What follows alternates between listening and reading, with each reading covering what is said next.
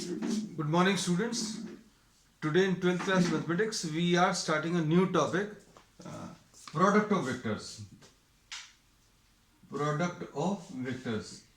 इसके पहले अभी हम लोगों ने क्या पढ़ लिया, वेक्टर्स को कैसे ऐड करते हैं, वेक्टर्स को कैसे सब्ट्रैक्ट करते हैं. We have also studied about the scalar multiple.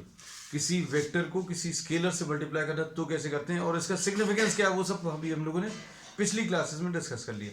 आज अभी हम लोग वेक्टर्स का प्रोडक्ट डिफाइन करेंगे. अब जैसे अभी हम लोगों ने नंबर्स का मल्टीप्लिकेशन सीखा, फिर अभी हम लोगों ने मैट्रिसेस पढ़ा, मैट्रिसेस का मल्टीप्लिकेशन भी सीखा. वेक्टर्स में भी अभी हम लोग क्या करने वाले हैं, वेक्टर्स में भी मल्टीप्लिकेशन सीखने वाले हैं. अब इसमें फिजिक्स के हिसाब से अगर देखें तो two types of vector products are to be defined. कैसे? जैसे अभी हम लोग बोले कि force into a sort of displacement, force multiplied by R gives work also. एक आंसर तो इसका वर्क आता है और दूसरा आंसर इसका टॉर्क आता है. फिजिक्स में ये चीज अभी हम लोग पढ़ते हैं. तो अभी हम लोग ये कहते हैं कि फोर्स एक वेक्टर है और R जो है ये भी एक वेक्टर है. इन दोनों को मल्टीप्लाई करने पर एक स्केलर आंसर आ रहा है और इन्हीं दोनों वेक्टर्स को मल्टीप्लाई करने पर एक वेक्टर आंसर में आ रहा है. So we need to define two type of vector products. दो टाइप के वेक्टर प्रोडक्ट्स अभी लोग डिफाइन करेंगे. मतलब कैसे दो टाइप के vector multiplied by vector giving you a scalar answer and vector multiplied by vector is giving you a vector answer. अगर दो वेक्टर्स को मल्टीप्लाई करने पर आंसर स्केलर आ रहा है, एक इस टाइप का प्रोडक्ट, और दूसरा वेक्टर को वेक्टर से मल्टीप्लाई करने पर वेक्टर आंसर में आ रहा है. And depending upon the answer we will be defining two types of products. ये वाले प्रोडक्ट को अभी लोग स्केलर प्रोडक्ट बोलते हैं. तो स्केलर प्रोडक्ट क्या है?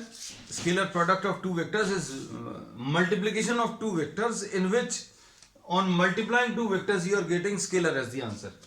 वेक्टर प्रोडक्ट किसको बोलते हैं? वेक्टर प्रोडक्ट जिसमें आप दो वेक्टर्स को मल्टीप्लाई कर रहे हो और आंसर इसका एक वेक्टर में आ रहा है. तो we need to define two types of products and actually we will be defining two types of products in which on multiplying vector with a vector you are getting a scalar as the answer, and on multiplying vector with a vector you are getting vector as the answer. So today we are starting with the first part. हम लोग आज पहला वाला part करेंगे. Next subsequent classes में we will be dealing with the second type. अब इसमें दो वेक्टर्स को मल्टीप्लाई करने पर आंसर जो है स्केलर आना चाहिए. तो स्केलर प्रोडक्ट अभी हम लोग ले रहे हैं. तो सबसे पहली चीज तो ये बता दें स्केलर प्रोडक्ट क्या है. तो स्केलर प्रोडक्ट में on multiplying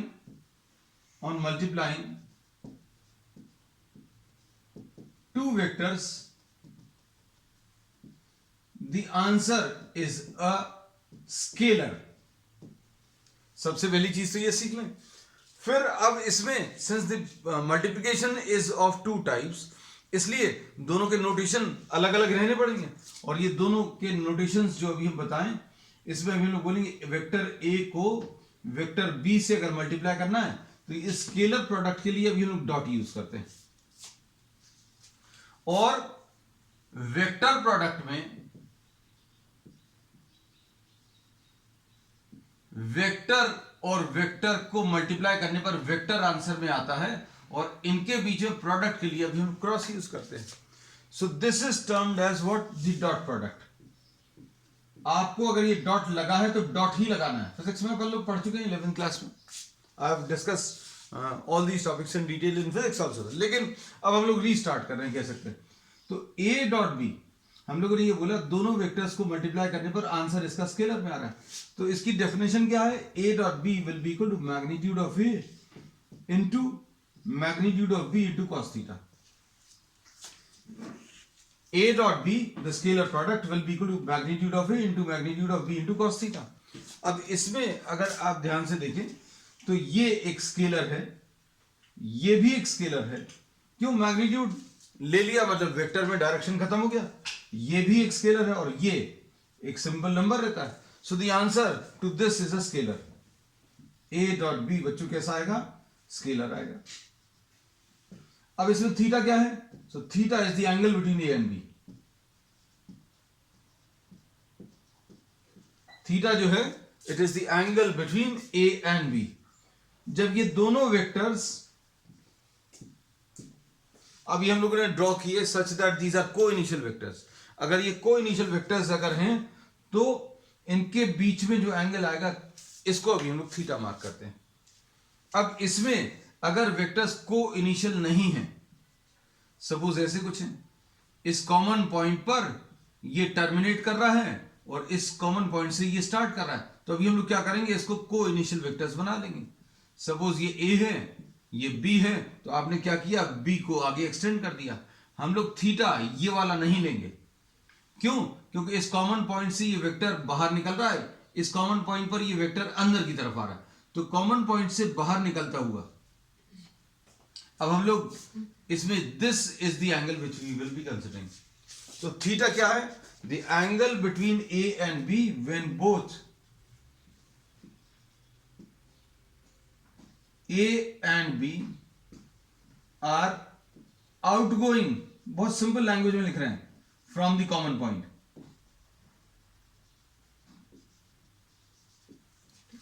तो ये अभी हम लोगों ने डेफिनेशन ले ली A डॉट B की या स्केलर प्रोडक्ट की। अब इसमें कुछ पॉइंट्स अभी हम लोग डिस्कस करेंगे रिलेटेड टू डॉट प्रोडक्ट। जैसे एग्जांपल के लिए कि A डॉट B जो है कब डिफाइंड होगा, कब डिफाइंड नहीं होगा, इसकी वैल्यूज कैसी हो सकती हैं। तो अभी हम लोग ये कहते हैं कि इसमें इफ A is 0 और अगर A एक नल वेक्टर है या फिर B एक नल वेक्टर है तो थीटा डिफाइंड नहीं रहेगा। Then theta is not defined and we say that A dot B will be equal to 0। ये पहला। अगर A इसमें एक नल वेक्टर है, मतलब अगर हमने बोला कि अगर आप इसको रिड्यूस करते चले जाओ, छोटा करते चले जाओ मैग्नीट्यूड, और ये 0 वेक्टर बन जाए, तो क्या होगा? थीटा डिफाइंड नहीं होगा। और थीटा अगर डिफाइंड नहीं होगा तो ये लोग बोलेंगे A डॉट B की वैल्यू कैसी आ रही है बच्चों? 0 आ रही है। फिर इसके बाद सेकेंड, इसमें if A is perpendicular to B, अगर A और B परपेंडिकुलर हैं तो क्या बोल सकते हैं? A dot B will be equal to magnitude of A into magnitude of B into cos 90। इसका आंसर 0 आ जाएगा क्योंकि cos 90 की वैल्यू 0 है। तो इसको अभी हम लोग ये कहते हैं कि अगर वेक्टर्स परपेंडिकुलर हैं तो उनका डॉट प्रोडक्ट बच्चों कैसा? 0 आने वाला है। अब इसको कन्वर्सली अगर बोले, कन्वर्सली क्या बोल सकते हैं कि अगर A डॉट B 0 है, अगर A डॉट B की वैल्यू 0 है तो वेक्टर्स परपेंडिकुलर होंगे। हमने अभी ये पहले बोला था कि A परपेंडिकुलर टू B अगर है, अगर A और B परपेंडिकुलर है तो डॉट प्रोडक्ट 0 आएगा। लेकिन अब हम लोग इसको कन्वर्सली क्या बोल सकते हैं कि इफ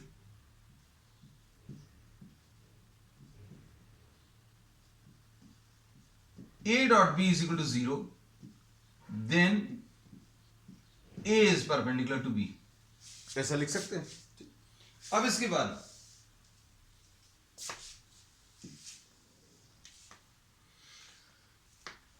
if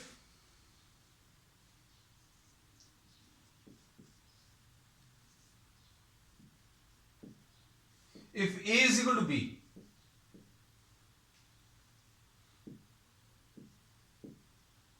A और B इक्वल है, या फिर पहले एक और केस ले रहा है, if theta is equal to 0 degrees. अगर दोनों वेक्टर्स बच्चों एक ही डायरेक्शन में हैं तो क्या कह सकते हैं? Magnitude of A dot B will be equal to magnitude of A into magnitude of B into cos of zero, और कॉस ऑफ जीरो की वैल्यू 1 होती है, तो magnitude of A into magnitude of B. और इसमें बच्चों अभी हम लोग और एक चीज क्या कह सकते हैं कि if A is equal to B, vectors equal कब होते हैं? जब उनके मैग्नीट्यूड इक्वल हो। इसका मतलब ये रहेगा कि magnitude of A will be equal to magnitude of B. और दूसरा इसका मतलब दो वेक्टर्स इक्वल कब होते हैं? दो वेक्टर्स इक्वल तब होते हैं जब उनके मैग्नीट्यूड इक्वल हो और डायरेक्शन भी सेम हो। तो if A is equal to B, then magnitude of A will be equal to magnitude of B and theta will be equal to 0. दो वेक्टर्स की इक्वालिटी के लिए मैग्नीट्यूड सेम होना चाहिए, डायरेक्शन भी सेम होना चाहिए। तो ये देखो, ये मैग्नीट्यूड सेम लिखा है और ये डायरेक्शन सेम लिखा है। अब क्या लिखेंगे? A dot A will be equal to magnitude of A into magnitude of A into cos of zero, और A dot A will be equal to magnitude of A का स्क्वायर। ये बहुत important result है। अगर किसी vector के magnitude का square लिखा हुआ है, अच्छे सुनना, अगर ऐसा कुछ लिखा हुआ है तो इसको A डॉट A लिख सकते हैं, या फिर मैग्नीट्यूड ऑफ बी स्क्वायर अगर लिखा हुआ है तो इसको कैसा लिख सकते हैं? B dot B. बस ये याद रखना, क्योंकि इसका भी हम लोग यूज करेंगे, बहुत यूज करेंगे। ठीक है, चलिए नेक्स्ट इसके बाद अब आ जाए अभी हम लोग किस पर? ये नंबर्स दिए हुए थे, नंबर्स की जगह भी आप वो नंबर्स छूट गए हैं, पॉइंट्स बनाकर लिखते जाना बच्चों। ये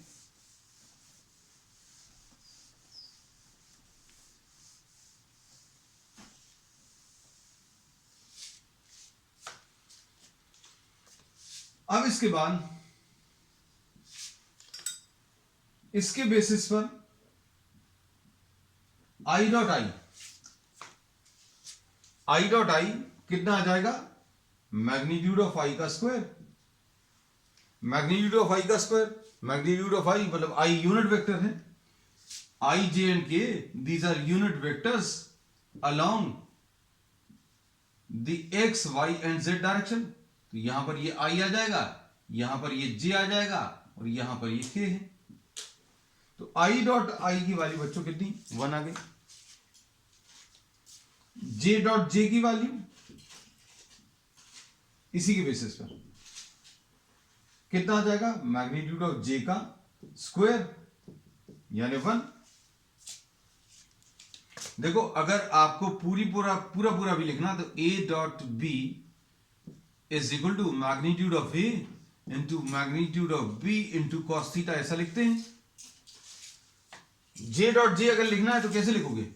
ए की जगह भी जे लिख दो, बी की जगह भी जे लिख दो, magnitude of j into magnitude of j into cos of the angle between j and j. J और जे के बीच में एंगल, जे जस्ट 1 मिनट, हमारे आई और जे एक जैसे हो गए। ये जे और जे के बीच में एंगल, जे वाई डायरेक्शन में, दूसरा वाला जे भी वाई डायरेक्शन में, तो कॉस ऑफ जीरो। अब इसका आंसर 1 है, इसका भी आंसर 1 है और इसका भी आंसर 1 है। तो जे डॉट जे की वैल्यू बच्चों कितनी? 1। डायरेक्टली लिख सकते हैं कैसे? इस रिजल्ट का यूज करके। के डॉट के, तो ये फिजिक्स में अभी हम लोग कर चुके हैं, ये पूरा उसी का रिवीजन है, ऐसा कह सकते हैं। ऐसा कुछ आ जाएगा। फिर उसके बाद नेक्स्ट स्केलर प्रोडक्ट बच्चों इज कम्यूटेटिव। कम्यूटेटिव है, इसका मतलब क्या है? इसका मतलब यह है कि ए डॉट बी निकालो या बी डॉट ए निकालो, सेम आएगा। A dot B will be equal to what? B dot A.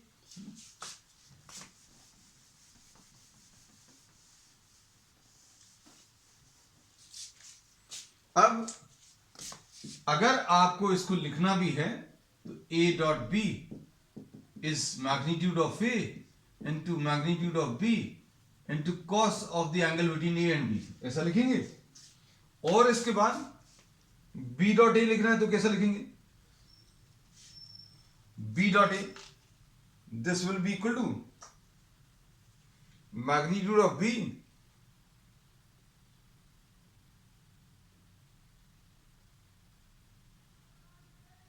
Into magnitude of A into cos of the angle between b and a और बी के बीच में एंगल और B और ए के बीच में angle, it does not make any difference. तो b dot a will be equal to magnitude of B into magnitude of A into cos of the angle between b and a, तो ये same आएगा। तो a dot b is equal to b dot a, ये पता चल गया। अब इसके बाद देखना, suppose if you try to calculate I dot j, I कहां पर है बच्चों,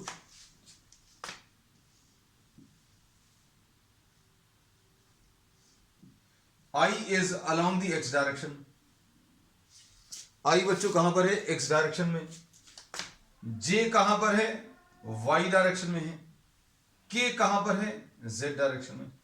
I और j के बीच में एंगल मतलब x और y एक्सिस के बीच में एंगल, तो इसको कैसा लिखेंगे, magnitude of I into magnitude of j into cos of the angle between I and j, और ये कितना आ जाएगा 1 आएगा, ये 1 आएगा और ये cos 90 की वैल्यू 0, तो I डॉट j की वैल्यू बच्चों कितनी 0 आ जाएगी। I डॉट j की वैल्यू 0, j डॉट I की वैल्यू 0।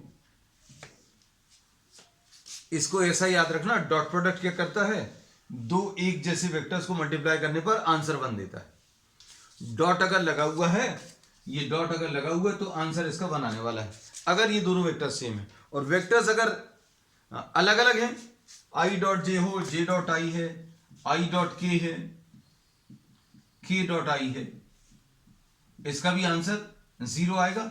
क्यों, आई और के के बीच में जो एंगल आएगा वो 90 डिग्री आएगा।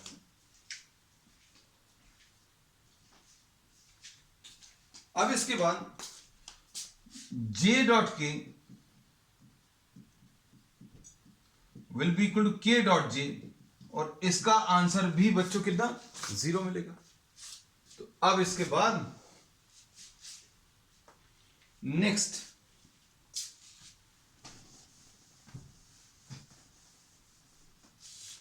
इसी के बेसिस पर अभी हम लोग कुछ प्रोडक्ट्स भी डिफाइन करेंगे। कैसे देखना,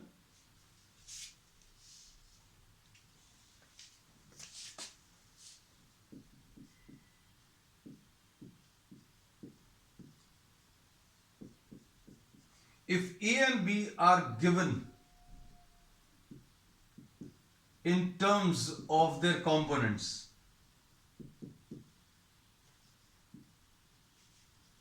कैसे देखो, A suppose A1i plus A2j plus A3k ऐसा दिया हुआ है, और B बच्चों इसमें क्या दिया है, B1i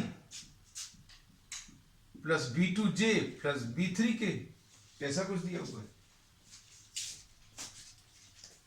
अब A डॉट B अगर आपको निकालना है तो कैसे निकालोगे, A1i plus A2j plus A3k dot B1i plus B2j plus B3k dot product ले लें। अब डॉट प्रोडक्ट कैसे लेंगे, देखो ध्यान से, इसको आप पूरे वेक्टर्स के ऊपर डिस्ट्रीब्यूट कर दो, है ना। अब इसमें बच्चों एक चीज और अभी हम लोग लिख सकते हैं, ये कि ये डॉट प्रोडक्ट जो है डिस्ट्रीब्यूटिव होता है ओवर एडिशन। अगर a डॉट बी प्लस सी लिखा हुआ है तो कैसा लिखेंगे इसको, a डॉट बी, ये देखो a dot b plus a dot c. Simple भाषा में अगर a का डॉट प्रोडक्ट b और c के एडिशन में किया हुआ है तो a b से भी मल्टीप्लाई हो जाएगा और c से भी मल्टीप्लाई हो जाएगा। अब देखो अब ये डिस्ट्रीब्यूशन अप्लाई करेंगे कैसा, A1i dot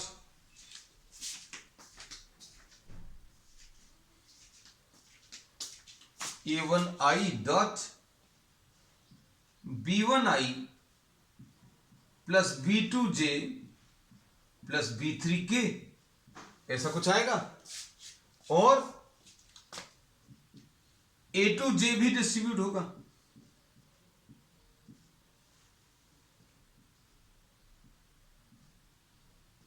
B1i plus B2j plus B3k plus A3k dot B1i plus B2j, ऐसा कुछ आ जाएगा। अब क्या करेंगे देखो,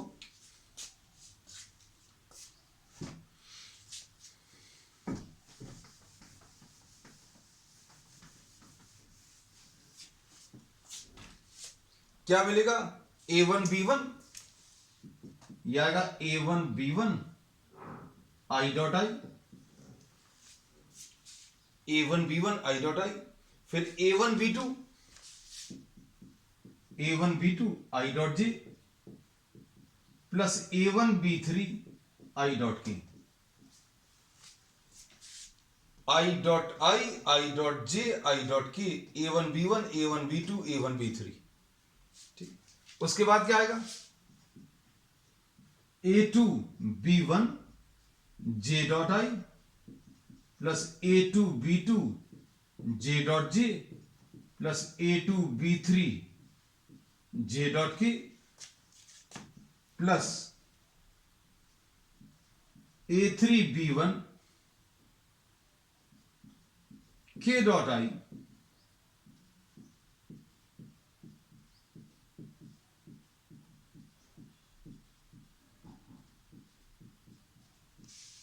k डॉट के। अब इसमें i डॉट आई की वैल्यू बच्चों 1 होती है, i डॉट जे की वैल्यू 0 होती है, i डॉट के की वैल्यू 0। ये देखो ये सब कुछ लिखा हुआ है, ये देखो ये भी 0 हो जाएगा, ये वाली वैल्यू 1 आ जाएगी, ये वाली वैल्यू 0 हो जाएगी, ये 0 हो जाएगा, ये 0 हो जाएगा, ये 1 आ जाएगा। तो आंसर क्या बचेगा, आंसर इसका आ जाएगा क्या, A1B1 प्लस ये बचेगा A2B2 और ये क्या बचेगा A3B3। ये क्या चीज है, A डॉट बी की वैल्यू। ठीक, अब ध्यान से सुनना, अब ये जो A डॉट बी है इसकी वैल्यू अभी हम लोगों ने निकाली A डॉट बी, और A डॉट बी निकालने का सिंपल सा तरीका क्या है, इतना सब कुछ नहीं करेंगे, हर बार इतना प्रोसेस नहीं फॉलो करने वाले हैं हम लोग। अब इसको डायरेक्टली यूज कर सकते हैं, कैसे बच्चों, A की value A1i plus A2j plus A3k दिया हुआ है, और B की वैल्यू भी B1i plus B2j plus B3k दिया हुआ है। तो A डॉट बी निकालने का तरीका क्या है, A डॉट बी अगर निकालना है तो I के साथ वाले नंबर्स मल्टीप्लाई कर लो A1B1, J के साथ वाले नंबर्स मल्टीप्लाई कर लो A2B2 प्लस K के साथ वाले नंबर्स मल्टीप्लाई कर लो A3B3। सिंपल है ना, इसी तरीके से अभी हम लोग कैलकुलेशंस कर सकते हैं। अब इसके बाद next,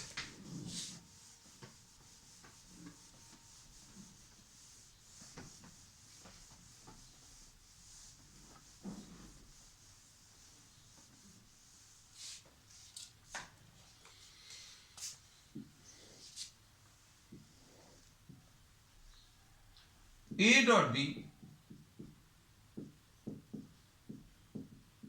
is equal to magnitude of A into magnitude of B into cos theta, ऐसा कुछ होता है। तो इससे cos थीटा की वैल्यू अभी हम लोग बता सकते हैं।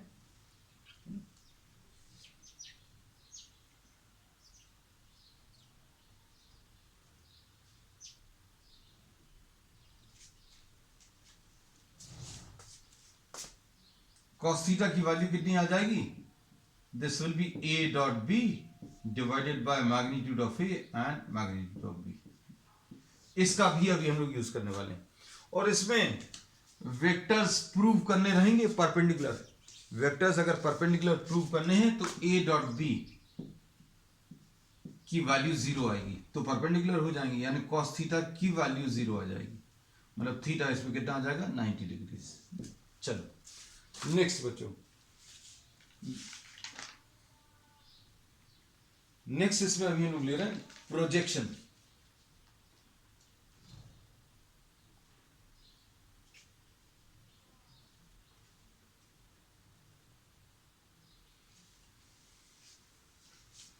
अब इसमें बच्चों प्रोजेक्शन नेक्स्ट, ये बहुत इंपॉर्टेंट टॉपिक है। Projection of a vector A along a vector b, projection of a along b, यहां कहीं पर ले रहे हैं।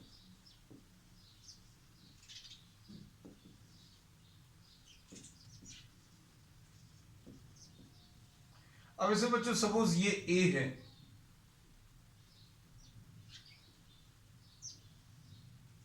और इसमें ये b वेक्टर है,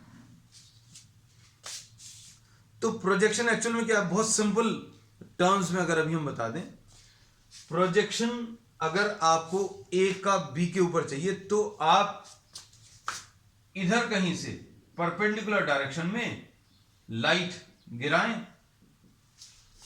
suppose light is allowed to fall on a, जिसका भी प्रोजेक्शन निकाल रहे हैं, इमेजिन करना बच्चों, क्योंकि कॉन्सेप्ट आपको एक बार क्लियर हो जाए तो कैलकुलेशंस फॉर्मूलेस वगैरह सब कुछ दिए रहते हैं, है ना, किताबों में दिए, हम भी बताएंगे अभी, लेकिन अभी आपको कॉन्सेप्ट और बता दें। प्रोजेक्शन अगर सिंपल तरीके से समझना क्या है, जिसका प्रोजेक्शन निकालना है उसके ऊपर लाइट गिराएं।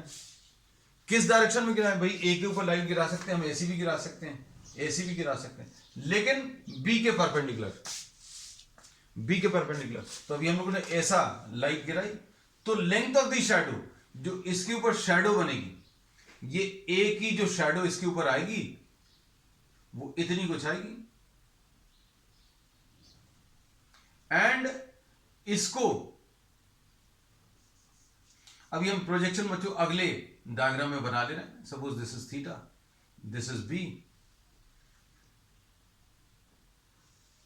हम अगले में इसलिए क्यों कंफ्यूजन नहीं हो जाए कि कितना पार्ट दिया हुआ था और कौन सा वाला भी हम लोगों ने ड्रॉ किया बाद में। ये ए है और ये वाला बच्चों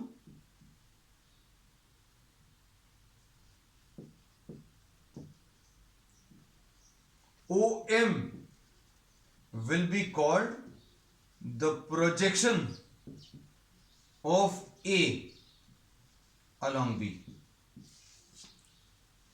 Projection of A किसके along? B के along। और इसको सिंपल तरीके से कैसा बोल सकते हैं, और सिंपल भाई, A का प्रोजेक्शन चाहिए तो A के जो दोनों पॉइंट्स हैं, A के जो दोनों पॉइंट्स हैं वहां से आप परपेंडिकुलर ड्रॉ कर दो। किसके ऊपर ड्रॉ कर दो? जिसके ऊपर प्रोजेक्शन चाहिए। तो बच्चों अभी हमने क्या किया, यहां से एक परपेंडिकुलर ड्रॉ कर दिया और यहां से भी एक परपेंडिकुलर ड्रॉ कर दो, तो ये तो यहीं पर आ जाएगा। तो ये परपेंडिकुलर ड्रॉ करने पर ये जो पार्ट आएगा this will be termed as projection. तो सबसे पहली चीज तो प्रोजेक्शन समझ लो, प्रोजेक्शन है क्या। तो अभी हमने बोला length of the shadow, if light is allowed to fall on a perpendicular to b then the length of the shadow, ये वाला पार्ट जो है, इतने पार्ट को अभी हम लोग प्रोजेक्शन बोले।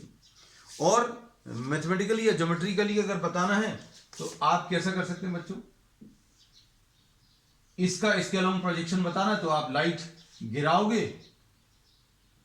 तो ये आएगी शैडो। शैडो कैसे पता चलेगी बच्चों, परपेंडिकुलर ड्रॉ कर लो, यहां से इसके ऊपर, यहां से इसके ऊपर।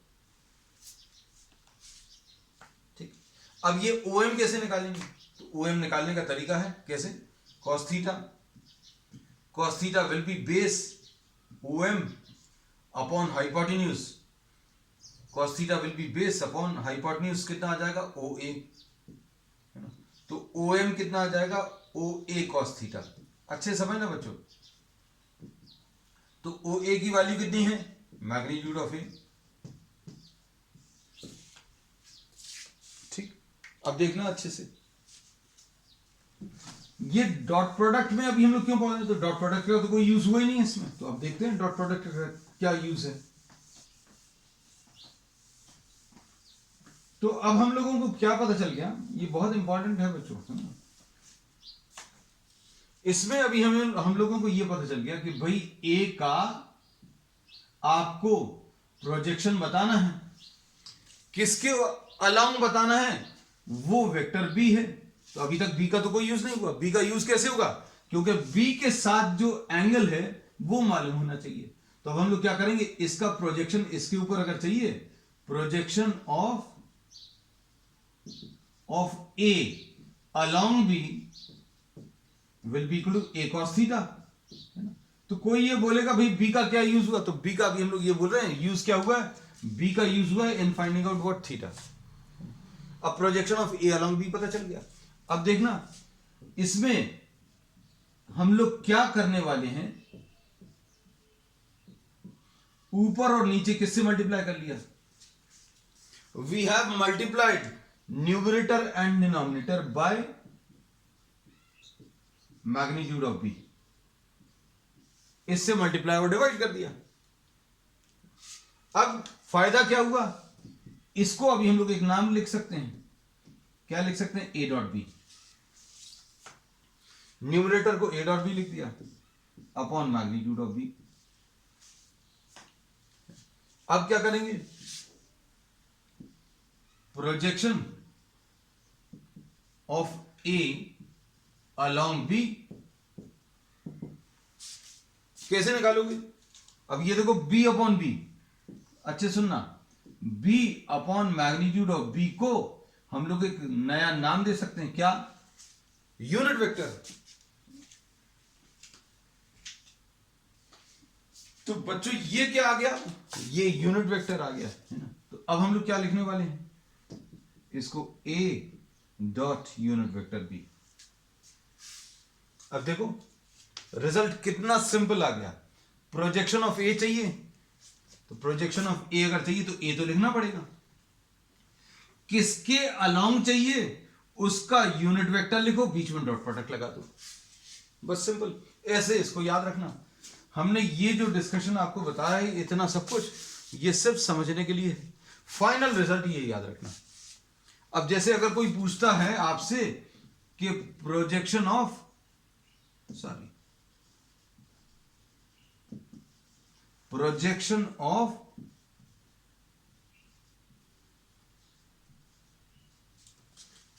सी अलोंग डी, तो क्या लिखेंगे बच्चों, किसका प्रोजेक्शन चाहिए वो तो लिखना है, और किसके अलोंग चाहिए, डी के अलोंग चाहिए, तो डॉट लिखो और उसका यूनिट वेक्टर लिखो। So this will be the answer, c dot.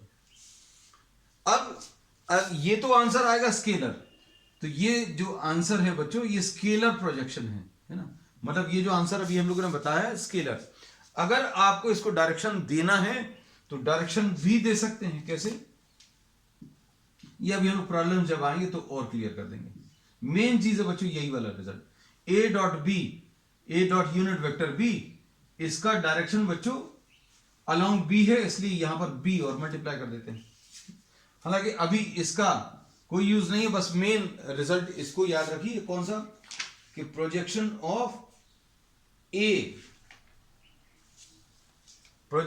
A along b अगर बताना है तो a dot unit vector b, या projection of b along a अगर चाहिए